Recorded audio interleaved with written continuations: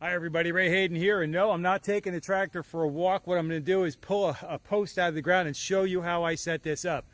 I don't have chains and all these different implements and everything and attachments that I can use to pull the post out of the ground. So basically I'm using a towing strap that I use when I get my lawnmower stuck in the mud or something like that. I can pull it out with the truck. And but I've been using this here today to actually figure out a way to effectively and efficiently pull posts out of the ground. And it's something I can leave hooked up to the bucket right here. Let me show you what I'm doing. Over here, over on the right and the left side, you should see that shiny thing. That's the hook at the end of the tow rope, and it's got a hook at either end.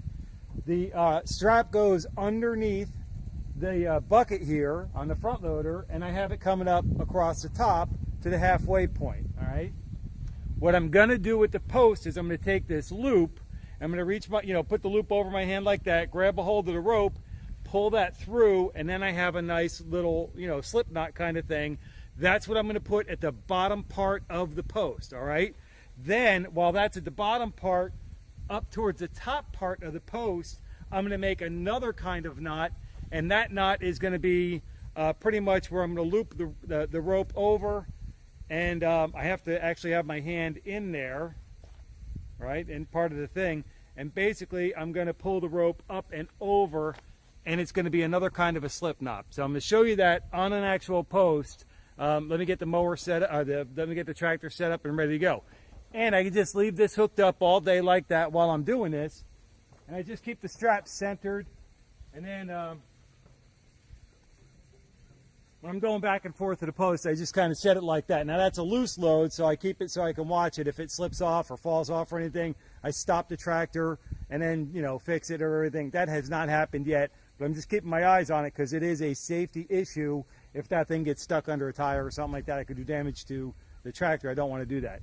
So let me set this, let me set the camera up over there by the post I'm going to pull up, and then I'll actually pull up and show you how I hook it up and remove it. Hang on for that. Okay, this post right here, it has pieces of metal on it, all right? So it's another dangerous hazard for me. As we get rid of this thing, we got to be careful how we touch things and things of that nature. But because of the way the fence was connected to that post, I went down either side to remove the piece of fence, and I left the metal in the post. But, we have to take it to the landfill anyway. But that's another story for another day. This is the post I'm going to remove. I'm going to show you how I use those slip knots to connect, and then I use the lifting action of the bucket to pull that off. I'm going to edit this next part out because I have to go get the tractor. See you in a minute.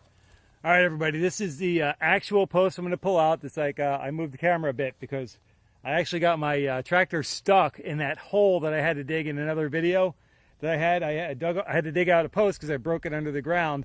So I dug it out, but I didn't fill the hole in just yet. I was actually going to use the tractor to fill in that hole, and I made the error of getting my tractor's front tire stuck in that hole. And here's the good thing about a tractor: that front bucket can go down, lift up the front of the tractor, put the thing in four-wheel drive. Even though it's a four-wheel drive vehicle, I drive it in two-wheel drive most of the time. And but I actually lifted it up and moved it forward, was able to move it forward by just inching forward with the bucket until the tire was out of the hole, and off I go. Kind of scary at the time, but an interesting solution.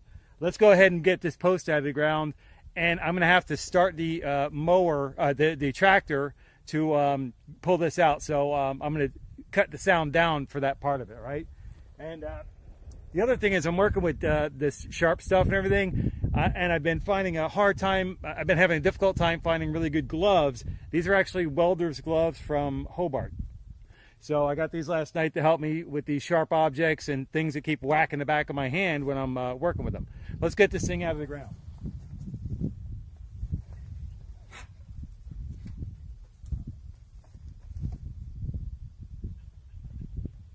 All right, so I just make this loop, all right, and I put that over.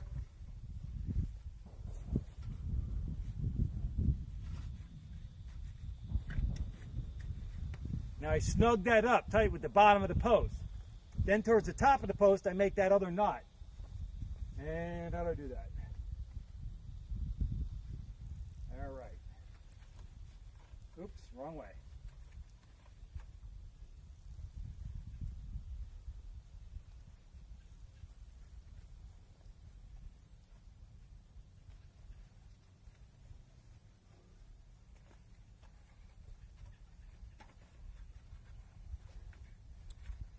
You can make this kind of slip knot either way. And the reason why I'm making it this way is because I'm going underneath the rope because I'm going to be pulling the rope up. So I want to have it hang on tight, not come loose, all right? Now speaking of loose, it is loose right now, but hopefully it'll just pull right out of the ground. Another thing is with the bucket, sometimes I just tilt the bucket back towards me. I like curl it like somebody doing arm curls or whatever, and that sometimes will get the post right out of the ground too. I'm going to cut down the sound so you don't have to adjust your volume, all right? Be right with you.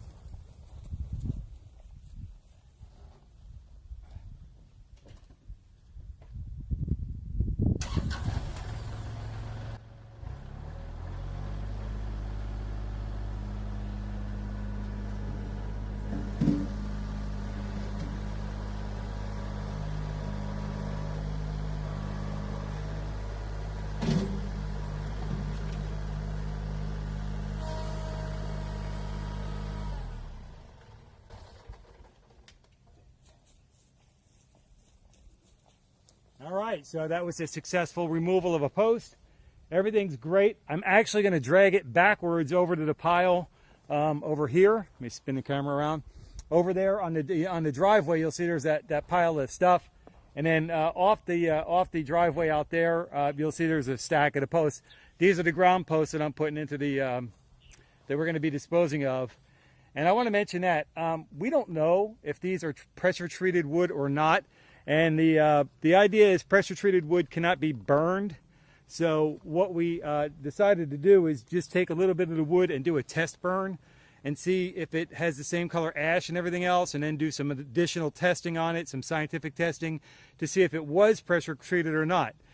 But the result of the slight burn test was we don't know. And because we don't know, it goes to the landfill where it can go. And even though, because it's got stuff in it, chemicals and things like that in nature, we don't want to burn that stuff and put it in the atmosphere. You know, it can rot for 10,000 years in a landfill and hopefully not do any damage to anybody. And hopefully the landfill is EPA approved for these kind of materials and stuff like that. The reason is these fences were put in probably around the 1970s to the early 2000s, and we don't know if they fell within the period of time in which hazardous pressure treating materials were used, the arsenic and things like that. So, but copper was probably in them no matter what, and because of that, we definitely want to make sure that we dispose of these properly. All right, so that's the removal using a towing strap that I would use to just pull a vehicle out of the mud, kind of thing like that, rather than changing things. And it comes out pretty easy. When I get it right and I get the setup right and everything, they come out really nice. All right, so that's going to wrap it up for this. Until I catch you in the next video, take care and be well.